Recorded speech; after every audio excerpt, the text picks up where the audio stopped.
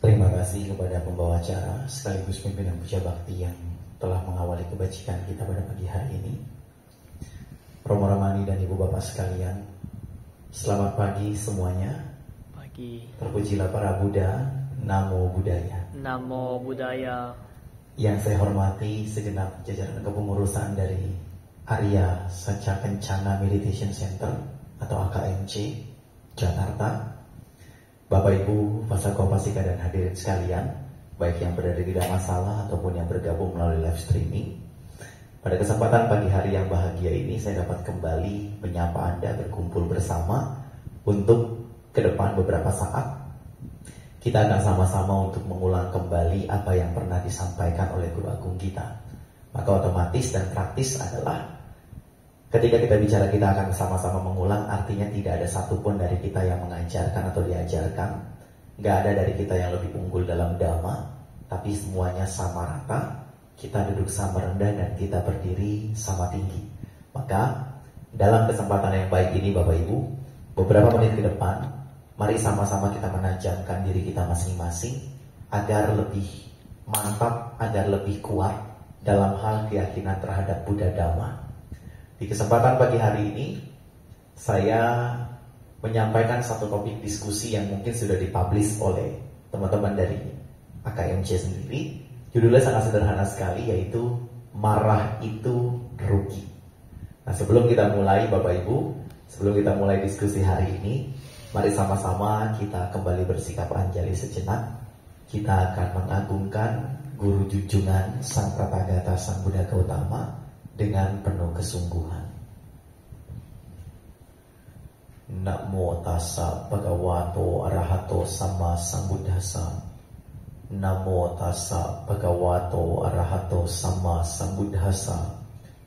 Namo tassa bhagavato arahato sama sambuddhassa. Terpujilah Sang Bhagawa yang Maha Suci, yang telah mencapai penerangan sempurna. Samanta cakawalesu atraga candro dewata sadhamang muni rajasa sunantu sagamo kadang sage kami carupe Girisika ratate cantalike wimane diherate cakame taruana gahane gehawatungi kete buma jayandu dewa jalatala wisame ya kaganda banaga tanta santikeya muni warawacana sadawome sunandu dhamma sawana kaluwayam badanta dhamma sawana kaluwayam badanta Dhamma sawana kalu ayam badhanta.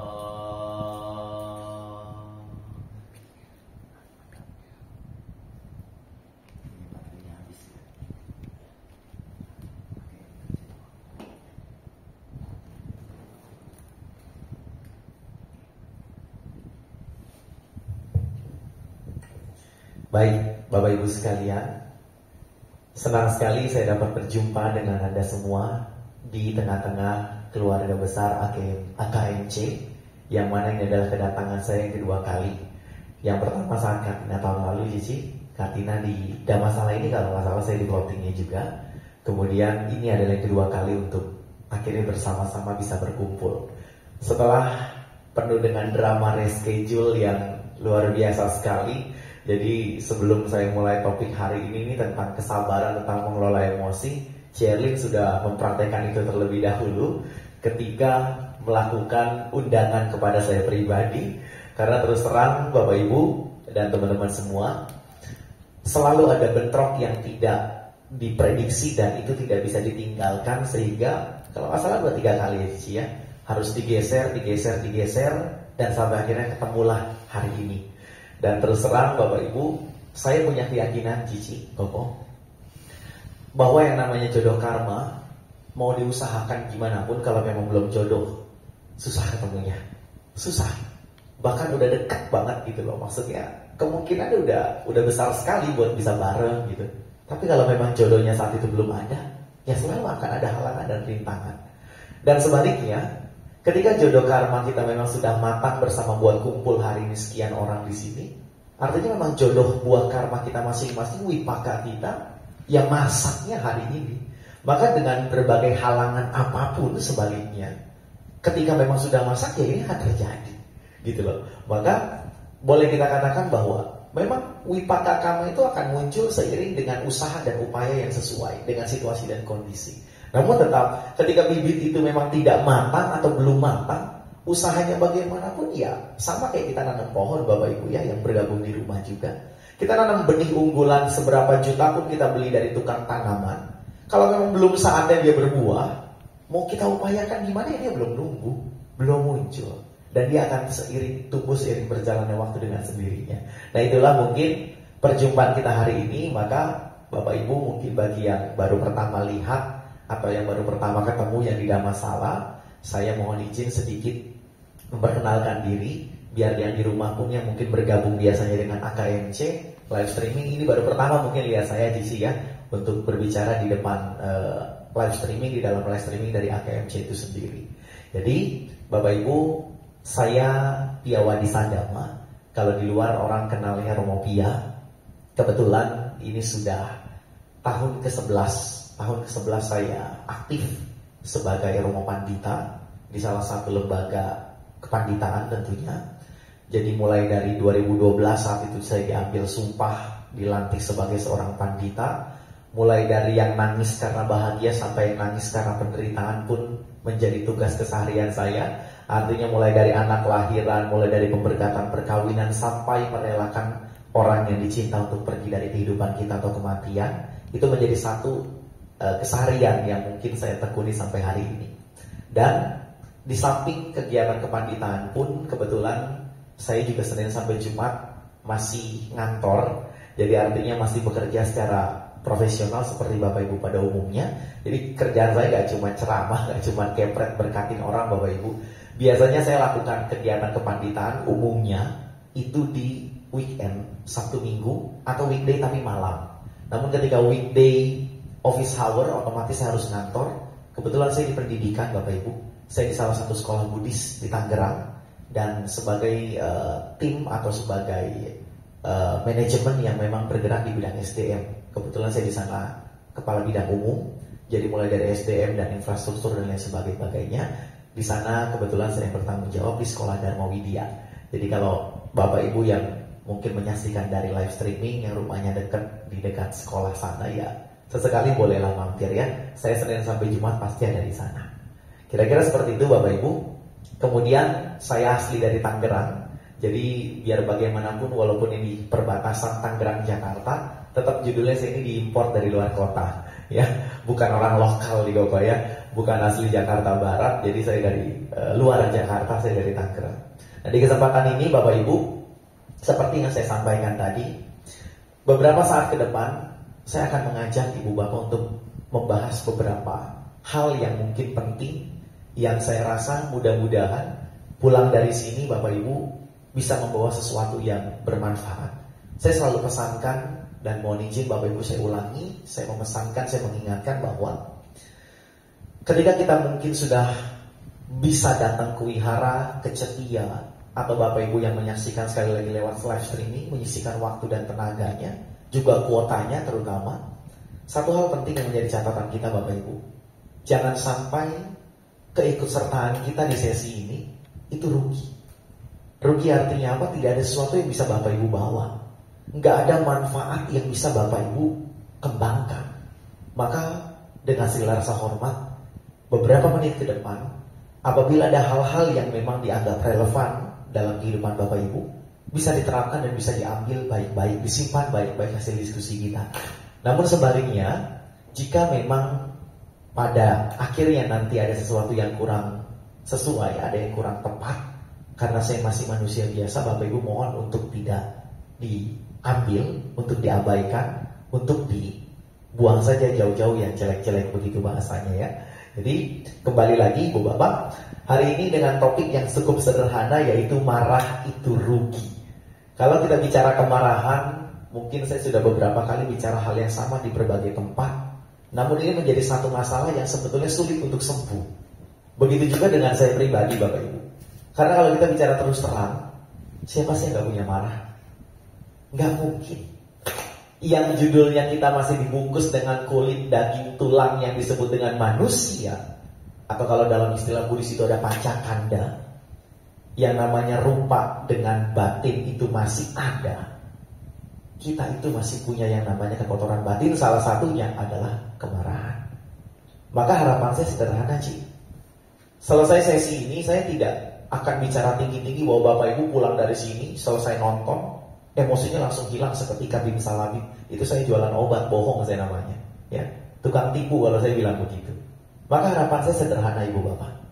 Keluar dari sini minimal pemahaman kita lebih tajam.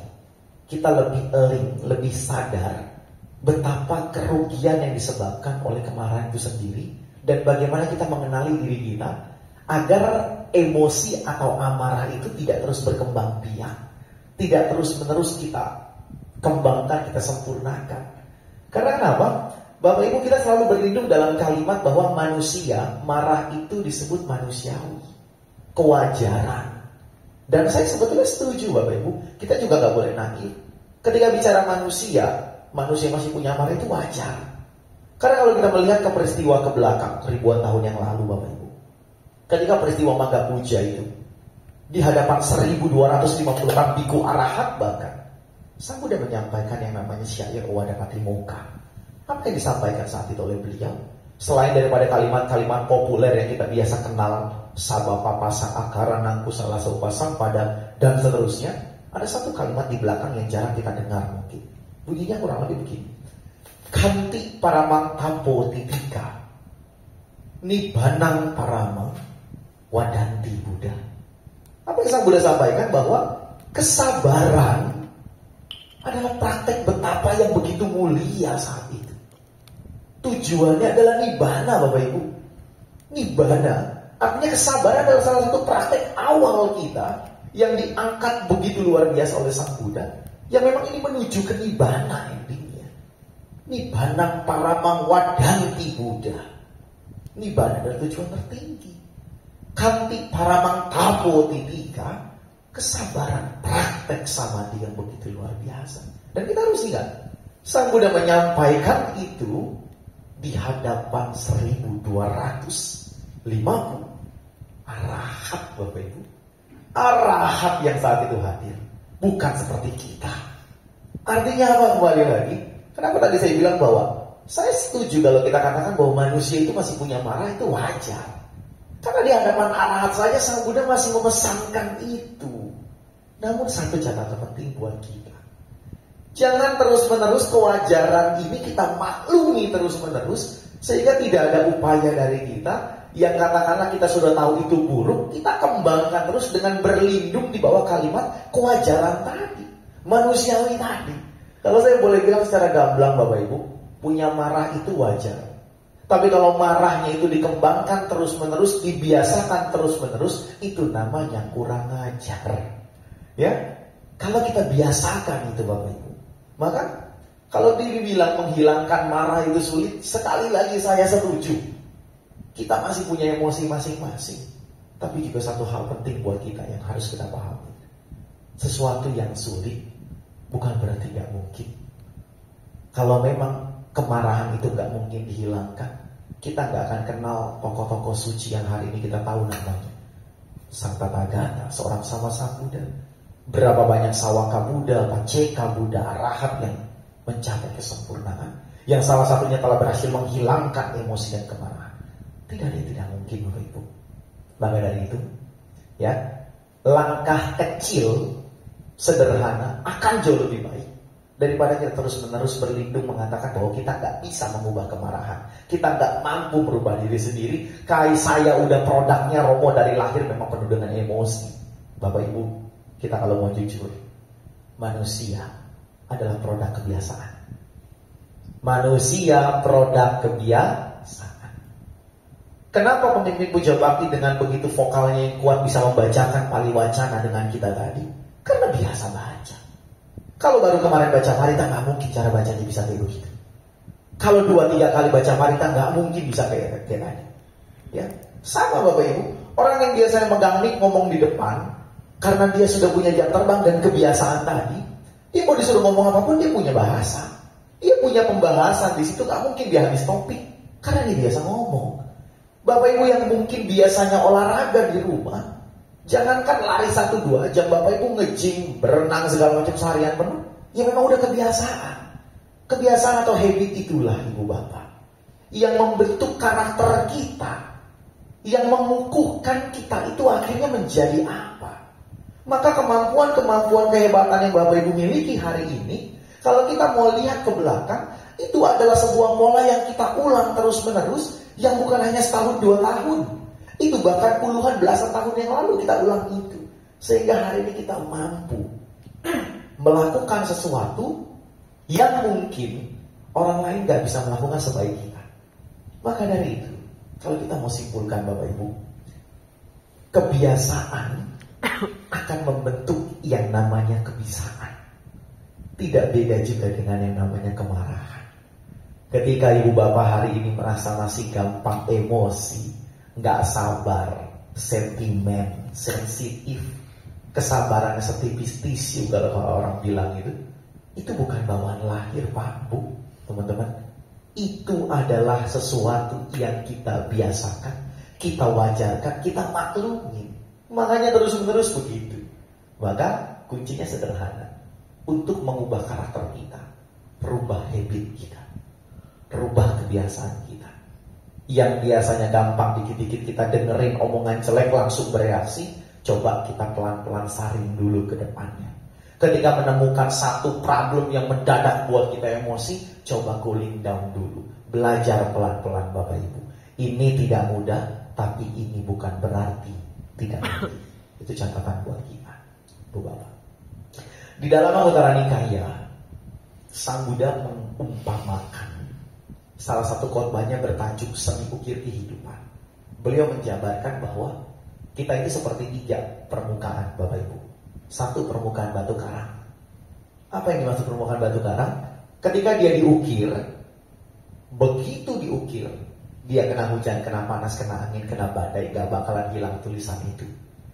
Artinya ini adalah mengumpamakan orang-orang yang sangat mudah untuk mendendam, emosi, benci, musuhin orang, gak suka sama orang, dan disimpan dalam bahasa kesumat begitu ya. Dendam dan amarahnya kesumat.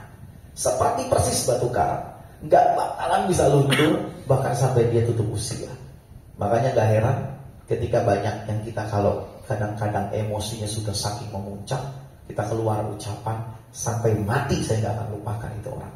Dan betul Bapak Ibu, dibawa sampai dia selesai, luka itu masih basah. Kasihan sebetulnya. Ini 1, Sang Buddha bilang, batu karang. Kedua, ada yang namanya permukaan pasir. Kalau Bapak Ibu nih, kalau kita gak terlalu jauh ke Ancol nih, kalau di Jakarta, kita ukir di atas pasir itu tulisan, gambar, nama, atau apapun begitu ya. Ketika Bapak Ibu tulis, coba kita tunggu sekian lama.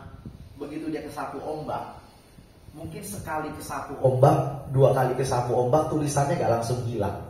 Begitu 3 kali, 4 kali ombak itu menyapu pasir, tulisan itu memudar dan bahkan menghilang. Nah, permukaan pasir ini diumpamakan seperti kita pada umumnya. Kita masih sering Bapak Ibu mengadopsi filosofi pasir ini. Artinya apa? Hari ini kita dapat hal yang gak enak besok kita masih ingat, lusa masih marah, bahkan seminggu mungkin kita masih gak suka ngeliat orang itu. Tapi begitu 2 minggu, 3 minggu, 4 minggu dan seterusnya, bahkan kadang kita lupa bahwa kita pernah punya masalah sama itu orang. Lupa kita, udah kita buang. Ini masih oke, meskipun masih harus ditingkatkan. Nah, namun yang ketiga, Sang Buddha memesankan apa? Berusahalah menjadi permukaan air. Kenapa permukaan air, Bapak Ibu sekalian? Permukaan air adalah yang kalau kita sama-sama buktikan, permukaan air gak akan pernah bisa dicoret dengan cara apapun. Diukir dengan benda apapun, air gak akan bisa ditulis. Jangankan kita tulis kalimat, teman-teman. Kita garis saja, sepersekian detik, garis itu hilang di permukaan air. Maka kenapa kita perlu mengadopsi filosofi permukaan air ini? Ibarat kalau orang Tangerang, ada omongan jelek, masuk kanan, keluar kiri. Kedengeran dari kiri, keluarin ke kanan kok. Gak usah pusing.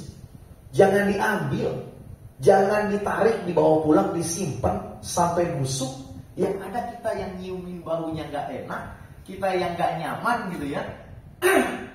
Yang buang itu gak ada masalah gitu loh. Kalau saya ngomong gini kedengeran dari sisi mungkin gini aja gak apa-apa ya. Jadi prinsipnya gampang Bapak Ibu. Gimana caranya kita bisa menerapkan permukaan air itu dalam kehidupan kita? Kita harus punya satu prinsip bahwa jangan pernah mau jadi tempat sampah buat orang banyak. Jangan pernah mau mengutin sampah orang-orang yang dia buang sembarangan, kita yang ngambil. Yang buang itu gak ada masalah, dia lega, dia plong, dia udah lempar beban dia. Tapi yang jadi masalah di kita. Kita yang bawa berat bebannya, kita yang cium aroma baunya, kita yang ngerasain itu busuknya sampah kayak gimana, dan kita juga yang menggerutu, kita juga yang mengeluh bahwa kita nggak nyaman, padahal kita demen bawain sampah-sampah kayak begitu. Prinsip pemberian sederhana Bapak Ibu. Kalau orang kasih sesuatu buat kita nggak terima, dia akan kembali pada si pemberi. Jelek ataupun bagus barang itu. Tapi sebaliknya, jelek ataupun bagus itu barang orang kasih, kita ambil ya udah, itu jadi milik kita. Nah, Bapak Ibu, sampai kapanpun kita nggak akan pernah bisa mengendalikan apa yang ada di luar dari diri kita. Sampai kapanpun. Bahkan ada sebuah pepatah katakan apa? Ibarat seorang pelaut, sehebat apapun dirimu, kamu nggak akan pernah bisa kendalikan arah angin. Mau dari timur, barat, selatan, utara angin itu bertiup, kita nggak bisa kontrol itu.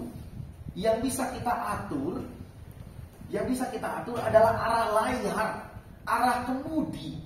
Artinya kita nggak bisa kontrol omongan orang, kita nggak bisa tuntut perbuatan orang, kita nggak bisa minta si ini harus begini, si itu harus begitu. Sekali dua kali kita minta mungkin masih oke sih. Saya kalau KKMC wajib harus ada cheerleading misalkan, harus ada pokok yang tadi mimpin, harus ada senyuman, harus disapa, harus dilayani, wah segala macam. Mungkin sekali dua kali saya masih bisa minta itu dan itu berhasil. Tapi bagaimana kemungkinan kedua, ketiga, dan keempat? Belum tentu. Nggak mungkin setiap saya kesini, katakanlah CR ini selalu sempat ada di sini. Bisa jadi ada urusan dan nggak bisa ketemu di sini. Bisa jadi ada pokok lagi yang mimpin tapi ganti orang. Lalu kalau saya terus mengharapkan orang lain sesuai dengan harapan saya, dan ketika itu tidak sesuai, ujung-ujungnya saya marah, Bapak Ibu, kita akan berkutat di putaran setan yang akan membuat kita terpancing terus-menerus. Karena kalau yang namanya kita di luar, Ibu Bapak, saya yakin kita semua sudah dewasa dan kita udah paham banget. Sebaik-baiknya kita berusaha sekalipun, akan selalu ada komentar miring di luar sana. Siapapun kita, nggak peduli kita itu pekerja, pedagang, umat awam, romo pandita, samanera, apapun status sosial kita, yang namanya manusia akan selalu ada titik celahnya, dan itu akan seneng banget orang itu buat hajar itu. Sekarang bayangkan kalau Bapak Ibu demennya jadi orang-orang yang suka mengutin sampah. Orang ngomong jelek, orang ngomong kotor, orang ngomong kasar, dia fitnah, dia ngomongin kita, dia gunjingin kita, dia julitin kita. Bapak Ibu ambil terus-menerus, betapa numpuknya sampah kita di hati. Betapa penuh dan busuknya di dalam diri kita karena nampungin sampah-sampah di luar sana. Ibu Bapak sekalian, sekali lagi, akan selalu ada omongan yang gak enak. Semaksimal apapun Bapak Ibu melakukan kebajikan, dan itu sudah hukum alamnya terjadi. Gak bisa kita hentikan itu, Ci. Ya, nggak bisa. Seperti tadi yang saya bilang, pelaut nggak akan bisa ngotak-ngatik arah angin. Mau dari manapun itu bertiup, dia nggak bisa komplain, dia nggak boleh protes saat itu. Yang bisa dia lakukan arah layarnya dia mainin. Dia tahu dari barat berhembus, sedangkan dia mau ke arah mana, dia mainin layar dan kemudinya. Nggak mungkin angin yang diatur, Bapak Ibu sekalian. Ya, kita rajin kebaktian, ada aja yang bilang, ih nggak punya kerjaan, kewihara mulu, ya nganggur dapat orang. Kita mau berdana kecil dibilang pelit, berdana besar dibilang sombong, kewihara terus dibilang pengangguran, nggak pernah kewihara dibilang males. Akan selalu ada omongan seperti itu. Artinya Bapak Ibu, prinsipnya sederhana sekali. Jangan mau bawa sampah dari luar masuk ke dalam. Rugi.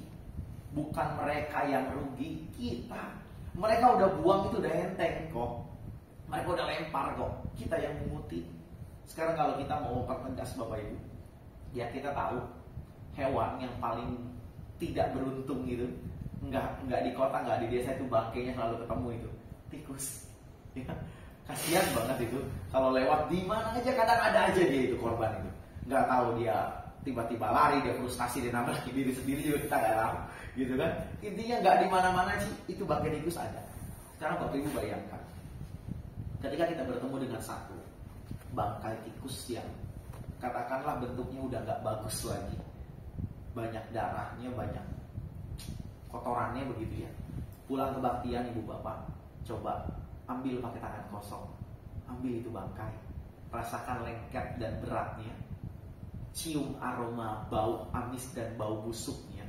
Yang punya tas masukin ke tas, yang nggak bawa tas cici masukin kantong, kantong juga nggak bawa gitu kan, nggak ada, sempit, gendong bawa pulang. Makan jangan ditinggal, tidur harus dibawa, mandi juga jangan dilepas. Itu harus sama kita terus tuh bangkit. Kalau kita ngebayangin bangkit itu aja udah geli Bapak Ibu ya, ngerasain lengketnya, baunya. Ternyata Bapak Ibu jauh lebih mengerikan kalau kita bawa dendam, bawa benci, bawa marah. Bawa bangkai itu hitungan sebulan 2 bulan dia kering, baunya hilang, beratnya juga berkurang, jadi fosil gitu dia, ya kan, udah tinggal tulang berulang doang. Tapi kalau bawa dendam seperti orang batu karang tadi, sampai dia tutup peti sekalipun masih basah, masih sakit. Ini luar biasa sekali. Lebih mengerikan kita bawa dendam daripada sekedar bawa bangkai. Maka kalau kita geli, jijik, ngeri bawa bangkai, seharusnya Bapak Ibu punya pandangan yang sama, bahkan jauh lebih mengerikan kalau kita masih punya dendam. Memang sekali lagi nggak ada yang namanya semua itu instan. Kita butuh proses masing-masing. Kita punya masalah masing-masing dengan orang-orang juga yang berbeda-beda. Tapi Bapak Ibu ingat prinsipnya, semakin kita kembangkan dendam dan kebencian itu sama dia, dia belum tentu rugi. Yang udah pasti rugi kita. Itu udah pasti. Dalam Wisuddhimagga Bapak Ibu, ada satu kalimat Pak, bunyinya begini: ketika kamu marah, orang lain mungkin menderita, mungkin juga tidak. Tapi ketika kamu marah, kamu adalah orang pertama kali yang udah pasti menderita. Udah pasti menderita. Contoh sederhananya Bapak Ibu, saya berhasil memprovokasi Anda semua hari ini. Saya ngomong macam-macam, pokoknya yang bikin Bapak Ibu tuh gak suka sama saya. Di samping Bapak Ibu masing-masing ada bola api, itu timah panas tuh, yang bisa dilempar kapanpun ke saya. Akhirnya saking emosinya semua serempak, lempar saya. Sekian orang di sini lempar saya semua. Kemungkinannya 2, saya bisa kena semua, saya bisa menghindar. Terlepas dari saya kena atau nggak kena, Bapak Ibu orang pertama yang melukain tangan Anda sendiri, karena Anda pegang timah panas, lempar. Saya bisa kena, bisa juga enggak. Mungkin sebagian kena, sebagian enggak. Mungkin semua kena, mungkin juga saya akhirnya bisa dengan instan saya ngelindungin diri, nggak ada yang kena sama sekali buat saya. Tapi terlepas dari saya kena atau enggak, Bapak Ibu, tangan Anda sudah luka duluan. Sebelum saya terluka, Anda sudah luka duluan. Itu persis Pak, kalau kita marah sama orang, benci sama orang, dendam sama orang, yang kita targetin belum tentu dia terusik, bahkan belum tentu dia tahu kalau kita dendam sama dia. Tapi kita yang melukai hati sendiri, kita yang meradang sendiri. Kalau kita nggak punya musuh Bapak Ibu, nggak punya objek kita benci. Contoh gampang dan sehari-hari, mau ke wihara manapun seperti tadi Cerin keliling segala kewihara A, kewihara B, kewihara C. Karena nggak punya musuh, langkah kita enteng sih. Nggak beban mikirin, aduh di sana ketemu dia apa enggak. Gitu loh. Ini dia orangnya datang apa enggak? Itu nanti dia muncul atau enggak? Kita nggak ada pikiran begitu. Nggak perlu kita repot-repot telepon pengurus, Pak. Si Inko itu datang nggak? Si Inci itu datang nggak? Karena kalau datang kitanya nggak mau datang. Kenapa bisa begitu? Karena kita nggak suka sama dia. Tapi kalau kitanya nggak ada beban kok, mau ke wihara manapun, ke tempat manapun, karena kita sekali lagi nggak punya musuh, nggak punya beban di hati. Terlepas dari mereka memusuhin kita, itu urusan mereka. Tapi kitanya nggak musuhin siapa-siapa, kita akan nyaman ketemu siapapun. Kita nggak akan pusing, nggak akan punya beban. Kemanapun pergi kita merasa nyaman, merasa aman. Karena kita nggak punya luka. Maka sekali lagi Bapak Ibu, jangan mau jadi tukang sampah umum dalam hal emosional. Orang ngomong jelek, orang bertindak jelek, orang begini, orang begitu. Udah, itu biarin. Dia buang sampah jangan diambil, biar dia pungut lagi masing-masing. Diambil sendiri lagi apa yang dia buang. Jangan diterima. Ya, jadi ini memang Bapak Ibu, batu karang, pasir dan air semua butuh proses. Sama-sama kita belajar. Sekali lagi nggak ada yang nggak mungkin. Memang nggak mudah, tapi bukan berarti nggak mungkin. Nggak usah kita lihat kiri kanan orang, wah dia udah hebat nih sih, emosinya udah terkendali. Kok saya masih begini ya? Wah ini paritanya udah jago, damanya udah tinggi, kok saya masih begini? Bapak Ibu ingat satu hal, bunga itu bermekaran waktunya beda-beda. Mereka bukan dengan waktu yang bersamaan. Artinya kita nggak perlu minder, nggak perlu lihat kiri kanan. Langkah kita kecil sekalipun, langkah dia udah berapa kali pun, yang penting tujuan kita sama. Sama-sama memperbaiki diri dengan jalan damai. Tujuan goal kita satu. Finishnya mungkin beda-beda, jalur tracknya beda-beda. It's okay, itu bukan masalah. Kita punya perkembangan batin masing-masing. Ada kita yang masih mencak-mencak, masih gampang ngomel-ngomel. Ada yang mungkin udah mulai kalem. Kita lalui proses itu. Intinya goal kita satu Bapak Ibu. Jangan memaklumi, mewajarkan sifat yang jelek dalam diri manusia. Karena kalau kita bicara manusiawi, manusia itu dasarnya jelek sih. Kalau bisa kita nggak mau kerja tapi saldo rekening nambah, siapa yang nolak Bapak Ibu? Betul ya Pak ya? Pagi-pagi ngecek, waduh nambah. Pagi-pagi ngecek nambah. Kalau bisa kita nggak usah sekolah, nggak usah kuliah, tapi ijazah tiba-tiba diantarin. Titel kita berderet ke belakang. Siapa yang nggak masuk? Manusia sih, wajar. Ya kan? Kalau kita mau ngikutin manusiawi terus-menerus, waduh, ego kita tinggi-tinggi semua di sini. Sama semua. Siapa sih yang nggak mau kita itu paling untung sendirian? Siapa sih yang nggak mau segala berkat tuh ada sama kita, orang lain mah sebodoh amat gitu? Makanya ini kita harus bedakan Bapak Ibu. Satu yang diwajarkan artinya kita memang masih punya kekotoran, tapi tidak diwajarkan kalau terus-menerus. Kewajaran itu kita maklumin dan kita berlindung di bawah statement itu terus. Sifat-sifat jelek itu terus-terus kita kembangin. Ini yang perlu kita stop. Ini yang perlu kita jaga. Ini yang perlu betul-betul kita redam. Maka Bapak Ibu sekalian, di dalam Agatha Winaya Sutta, Anguttara Nikaya, nanti boleh di googling kalau ada yang mau lihat lebih jelas. Ada 5 poin Sang Buddha ajarkan buat kita Pak. 5 cara kita untuk yang namanya mengalahkan, menghancurkan, ya, bahkan betul-betul nanti mudah-mudahan bisa hilang total apa yang disebut dengan kemarahan, kebencian, emosi, dendam, dan lain-lain dan kawan-kawan. 5 poin buat kita Bapak Ibu yang kita bisa biasakan. 1, biasakan yang namanya prinsip cinta kasih. Cinta kasih atau meta dalam agama Buddha. Dari zaman kita TK ini udah sering banget kita dengar Bapak Ibu. Dari Cici Koko pengurus sekolah minggu, dari guru-guru kita di sekolah.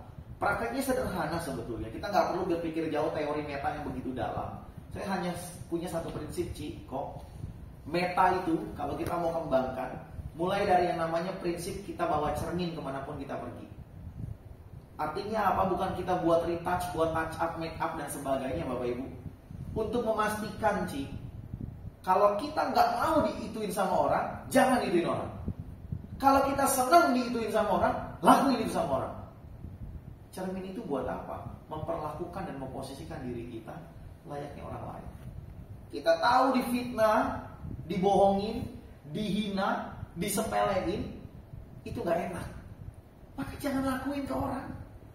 Simple. Dan kita sebaliknya tahu nih, kalau ditegur, disapa, disenyumin, waduh rasanya adem gitu kan. Diperhatiin rasanya kita aman. Kalau kita tahu itu enak, lakuin ke orang. Cermin itu dipakai. Jangan sampai ada sebuah prinsip yang judulnya malah dicubit nggak mau, tapi depannya nggak gampang gitu. Ya, kan kalau istilah orang umum kan jangan nyubit kalau nggak mau dicubit. Tapi kita masih banyak banget yang masih punya prinsip kita nggak mau dicubit, tapi demennya nabokin orang. Kita nggak mau dijahatin, tapi demennya kita kejam sama orang. Nah ini yang perlu kita gunakan meta ini. Cermin ini yang perlu kita pakai. Ini poin pertama Bapak Ibu. Ya, kembangkan meta bahwa cermin kemanapun kita pergi. Kedua, karuna, kasih sayang. Ini lebih mendalam Bapak Ibu. Kalau tadi sekedar kita membatasi bahwa saya mau, ya saya lakukan ke orang. Saya nggak mau, saya nggak lakuin ke orang. Begitu kita dalam konteksnya karuna Bapak Ibu, ini mulai hati kecil kita mulai bergerak. Bahwa tanpa dia berbuat apapun, tanpa kita harapkan apapun, ya sudah, kita harus ada welas asih di situ. Harus mengasihi dengan orang. Sehingga ketika Bapak Ibu udah mulai mau marah, mulai mau emosi, mulai mau dendam, kita langsung bisa berempati, langsung berada di posisi orang itu. Gimana caranya kalau kita tuh digituin gitu loh. Rasanya kan nggak tega. Apalagi di depan orang banyak, apalagi dilihat orang, apalagi diketahui sama orang. Jadi dengan cinta kasih, dengan welas asih itu, ini akan benar-benar meredam emosi kita Bapak Ibu. Biasakan dua sikap itu, ya, dua sikap Brahma Wihara tuh, dua sifat luhur. Totalnya ada 4 kan? Nah kita pakai cuma 3. Meta, karuna, yang ketiga UPK Bapak Ibu. UPK ini penting dalam konteks kemarahan kita bisa atur. Kenapa UPK penting? UPK itu keseimbangan batin, balance. Sehingga apa judulnya balance? Dia gak gampang kiri, gak gampang kanan. Dia gak gampang dikendalikan sama orang. Dia gak gampang itu saklar emosinya di on off sama pihak luar. Tapi betul-betul dia yang kendalikan.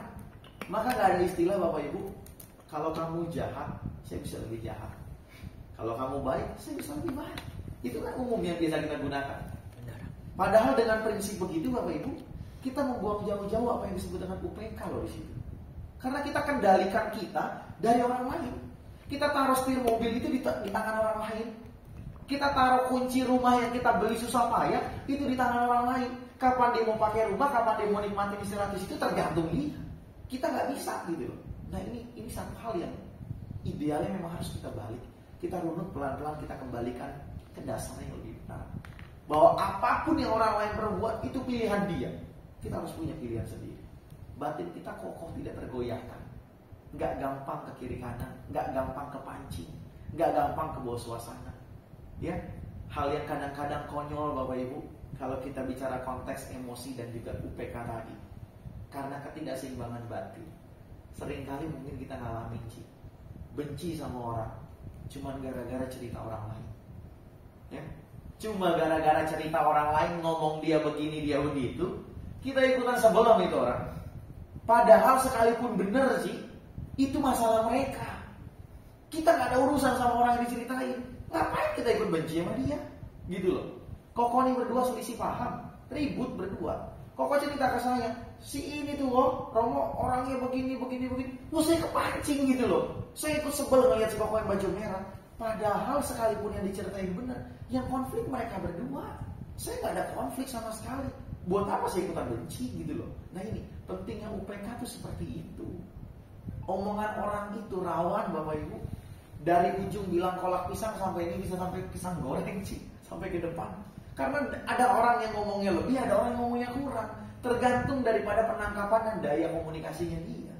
Ini yang harus kita antisipasi bersama Bapak Ibu. Makanya penting banget keseimbangan batin itu penting.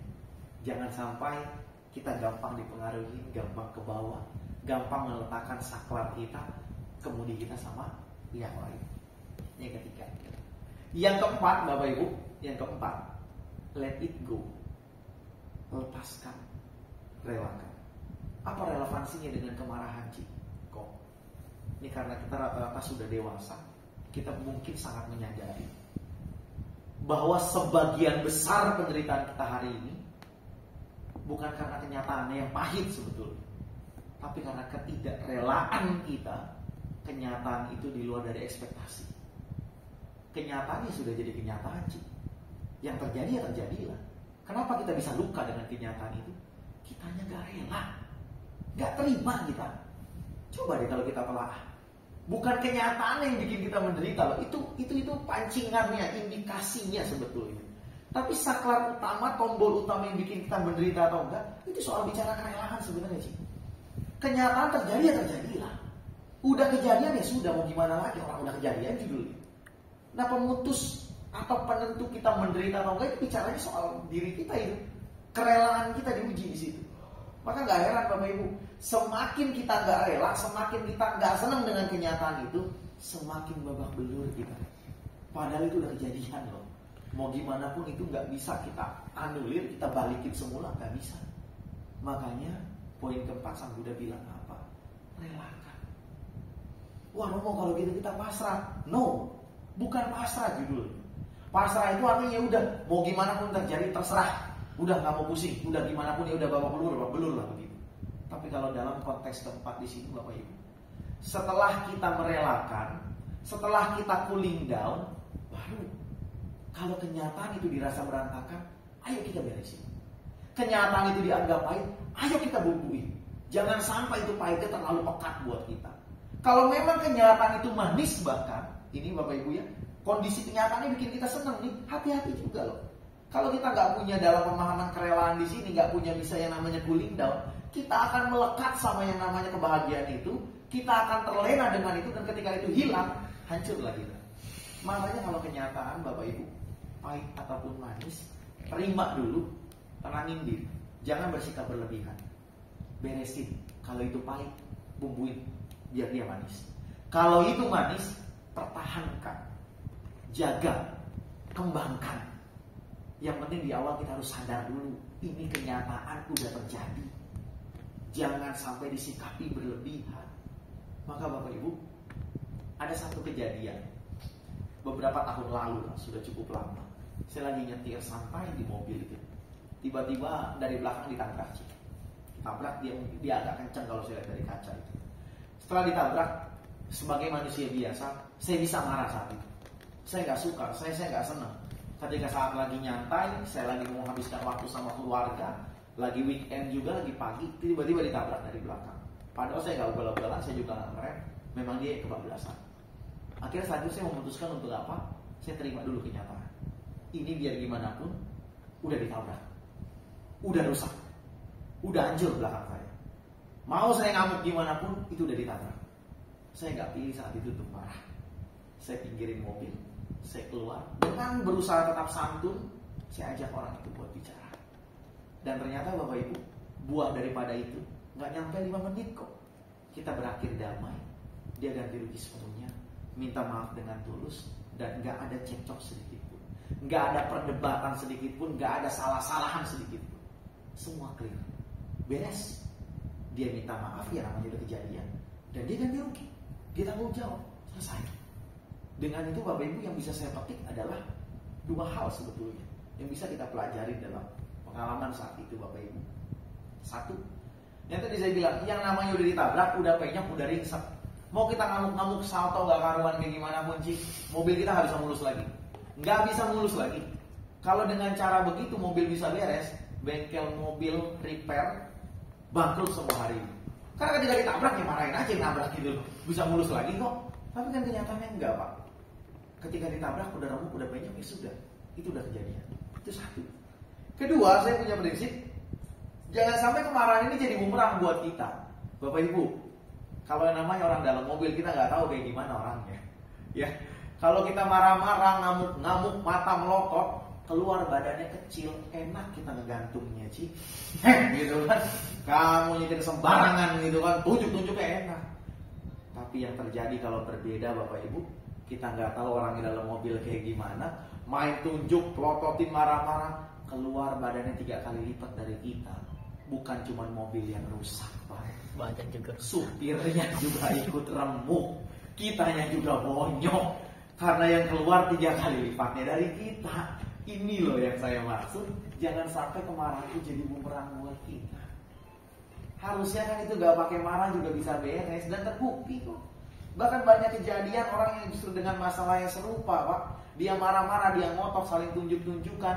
Masalah nggak kelar, nyambung ke kantor polisi, nyambung ke rumah sakit. Kalau sampai adu fisik, ujung-ujungnya nanti ada tuntutan perdata lagi, ribet lagi. Mobil remuk mana masalah nambah gitu loh. Malu dilihatin orang banyak, disumpahin sama orang yang lewat, bikin macet begitu kan, ribut di jalan, macam-macam konsekuensinya. Jadi kalau memang tanpa kemarahan itu bisa meredakan semuanya, kenapa harus marah sih? Gitu loh. Ya, sekali lagi memang ini butuh proses. Dan mungkin yang namanya kita untuk nahan emosi, Bapak Ibu, ujiannya itu nggak pakai di announce, nggak bisa kayak kita ujian di sekolahan itu. Minggu depan belajar ya, ada soal nih, ya kan? Kuliah juga sama, minggu depan kita UAS, kita UTS, siap-siap nih, nggak bisa. Yang namanya ilmu kehidupan, belajar kehidupan, Bapak Ibu, ibarat kita tuh kayak lagi mau perang, lagi nggak bawa apa-apa, tiba-tiba musuh tuh datang bawa senapan gitu, sama kayak emosi.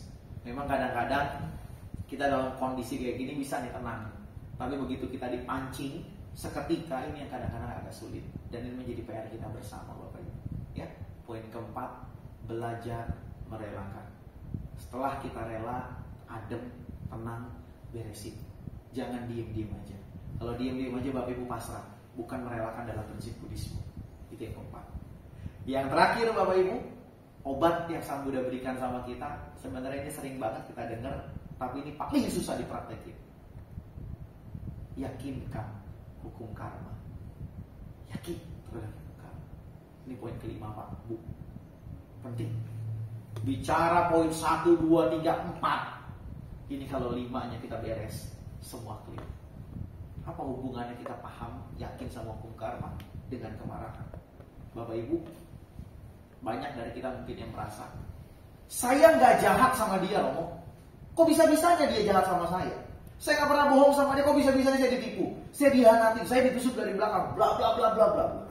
Saya udah rajin kebaktian, bahkan kemana pun saya pergi, Romo. Saya support Bante, saya support Pandita, saya support Wihara. Kenapa masih ada aja orang yang jahat sama saya? Bapak Ibu, kalau kita yakin dengan hukum karma, prinsipnya sederhana. Kalau buah itu memang bukan milik kita, mau diuber mati-matian, nggak bakal kita bisa dapat. Sebaliknya, kalau buah itu punya kita, mau ngumpat lari kita kemanapun, nggak bakal kita bisa kabur. Pasti kena. Hanya bicara waktu, pasti kena. Maka dengan ini sebenarnya terjawab. Mau kita rajin ke wihara, mau kita support si ini, si itu, kita nggak pernah bohong, nggak pernah jahat sama orang sekalipun. Kalau memang kita pernah nanam buah busuk, Bapak Ibu akan dapat itu. Ya, mungkin bukan di kehidupan sekarang, kehidupan lampau yang sangat mungkin. Hari ini kita nggak pernah bohong sama orang, tapi kita sering banget dibohongin sama orang. Bukan berarti nggak mungkin Bapak Ibu. Kehidupan lampau kita tuh demen bohongin orang. Bahkan mungkin lebih sadis membohongin. Karena kita di perbuatan kehidupan sekarang di banyak baiknya, maka begitu buahnya muncul nggak terlalu berasa. Tapi kalau persis kayak yang dulu kita lakuin, mungkin bisa gila gitu. Makanya saya selalu ingetin Bapak Ibu, kalau ada yang orang kadang-kadang curhat, Romo rasanya kok perbuatan baik saya kok nggak berguna.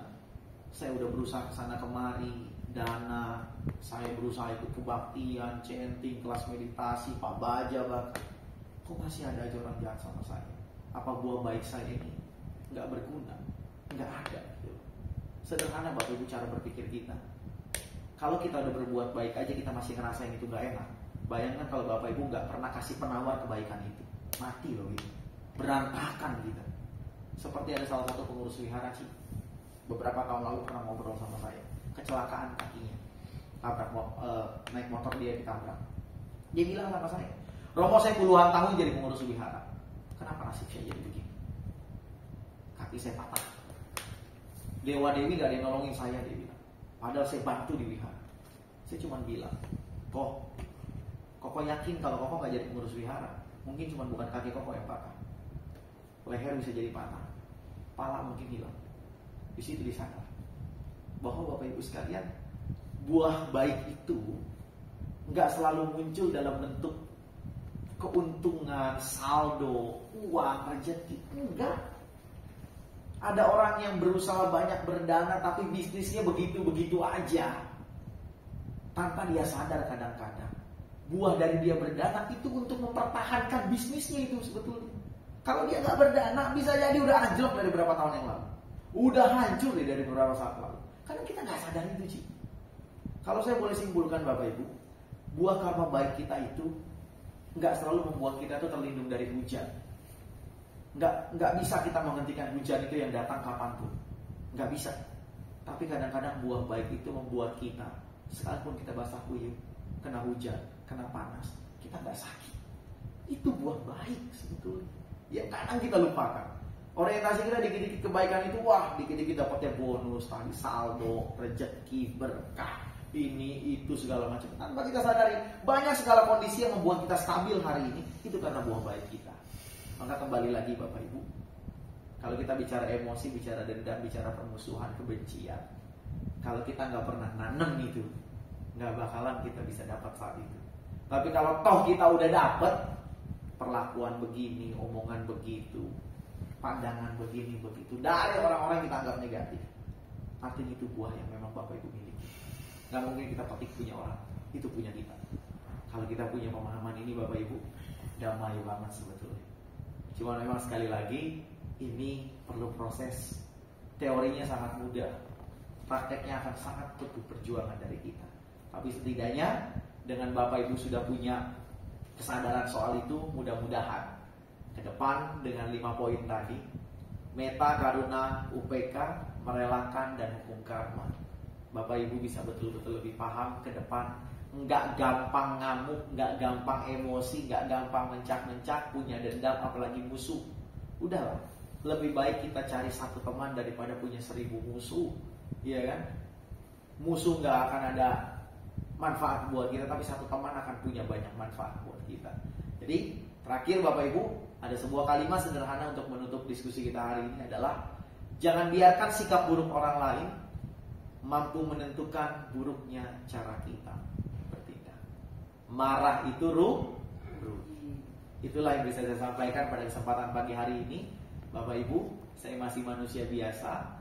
Jika ada hal yang kurang berkenan, sekali lagi saya mohon maaf. Ada contoh-contoh yang dianggap menyinggung, yang kurang relevan, tidak sesuai, tolong diabaikan. Tapi sebaliknya, jika memang dianggap ada ucapan-ucapan dan perumpamaan yang bisa Bapak Ibu bawa pulang, adopsi itu baik-baik, praktekkan itu dengan tekun, dan mudah-mudahan apa kita tuju dapat tercapai.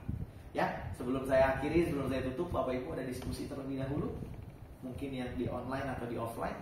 Jika ada hal yang mau disampaikan, saya persilakan. Ada? Oh boleh kok, silakan. Tadi kan Romo bilang misalkan sebagai contoh ya, misalkan si A dan si B. Si B ini nggak senang dengan si A, Ya. dan B ini curhat ke kita. Si A begini Ya. gitu. Kita kan harusnya netral. Ya, betul. Nah kadang orang ini, B ini menganggap karena kita netral, kita nggak benci juga dengan malah B ini menganggap kita dukung yang sana. Iya. Oke. Gitu. Oke. Kan kalau di contoh yang di isu yang sekarang ya, kayak Israel Palestina. Oke. Kita netral dianggap, wah kamu mendukung itu. Iya. Baik. Begini. Seperti yang tadi saya bilang kok. Jangankan kita berusaha netral kok. Kita berusaha baik pun sekalipun, kadang ada aja pandangan yang masih jelek sama kita. Maka ketika kita menghadapi pihak-pihak yang demikian, yang anggap kita malah pro-nya ke sana segala macam, kita nggak rugi kok. Cuekin aja. Yang penting kita yang tahu bahwa kita nggak benci sama kamu yang cerita, saya nggak benci dengan orang yang kamu ceritain. Apapun kesimpulan kamu yang bilang saya pro ke sana lah, bilang saya belain sana lah, biarkan kok. Justru sebaliknya, kok akan rugi kalau kita mengikuti kemauan dia. Sekarang gini Bapak Ibu, kalau kita mau jujur nih ya, banyak dari kita kalau cerita itu bukan nyari kebenaran, tapi nyarinya pembenaran. Iya, cari dukung. Bener kan kok? Kalau kita cerita sama orang itu nggak dukung, rasanya tuh, wah ini nggak sahabat saya nih, bukan teman saya nih. Padahal kan nggak begitu. Bahkan di dalam Kalyanamita aja kok, Sang Buddha jelas loh menyampaikan bahwa salah satu kriteria sahabat sejati itu adalah yang memberikan nasihat baik. Nasihat baik itu bukan selalu omongan yang enak didengar, bukan selalu bentuk dukungan yang bikin hati dia senang. Justru semakin kokoh ikutin kemauan dia, kita ikut menjerumuskan dia. Oh dia merumuskan sama dia, iya benar tuh dia emang begitu tuh. Padahal kita memang mungkin nggak benci sama dia kok, tapi kata-kata kita malah ikut memprovokasi. Itu malah kita memproduksi hal yang tidak baik. Maka kalau menurut saya kok untuk menghadapi hal-hal yang seperti itu jangan ambil pusing kok. Kita terlalu banyak mikirin apa yang ada di luar diri kita. Kita sendiri yang akan puyeng, umet. Mikirin perasaan dia nanti gimana kalau kita nggak dukung, mikirin dia gimana kalau kita nggak support. Udah, kita netral cukup dalam konflik seperti itu kok. Biarkan mereka punya produksi karmanya masing-masing. Kita pun pastikan kita nggak mau produksi karma yang buruk dari cerita dia atau dalam bentuk dukungan ke siapapun. Saya rasa itu kok. Jangan terlalu ambil pusing. Jangan banyakin sampah di pikiran kita, di hati kita. Kekhawatiran terhadap hal-hal kayak gitu loh, kadang-kadang bikin beban sendiri buat kita. Cukup, biarin. Ya, akan selalu ada pandangan, akan selalu ada pikiran yang tidak baik terhadap kita. Apapun yang kita perbuat. Gitu ya, Bapak ya. Kira-kira seperti itu. Oke, ada lagi Bapak Ibu? Kuat-kuat mental aja kok intinya kok. Karena ya itulah, memang kita kadang-kadang dalam kehidupan harus pintar-pintar bawa diri. Harus pintar-pintar lihat situasi dan kondisi. Ada saatnya kita harus, ya namanya hidup gitu kan. Ada saatnya kita harus memang baik sama dia dengan kalimat-kalimat tertentu gitu kan. Tapi pastikan anak kita tuh nggak menyimpang aja, nggak menyimpang. Contoh ya tadi begitulah, misalkan ya contoh nih sederhananya, Cici sama dua koko nih konflik nih berdua nih, cerita satu ke Cici, Cerlin. Karena Cerlin mungkin cara menghormati, cara menghargai ceritanya, ya Cerlin ngangguk-ngangguk aja gitu kan. Jadi dalam arti ya nggak benci sama yang diceritain, tapi mau nggak mau harus respon dengan cerita dari yang orang lagi marah ini gitu kan. Nah yang penting Cerlin sendiri harus pastikan aja cetananya tuh nggak menyimpang. Ini sekedar memang saya merespon cerita dari teman saya yang memang curhat gitu kan. Ya sudah. Jadi pintar-pintar bawa dirinya seperti itu sih menurut saya. Terlepas dari nanti si Koko bilang si Cicinya nggak dukung lah apa, Cerlin gak usah pusing. Ngapain kita repot-repotin diri sendiri dengan pandangan orang? Pusing kok, bener pusing. Kalau kita dikit-dikit mikirin nanti orang lain ngomong begini, nanti orang lain mandang begini, aduh capek beneran.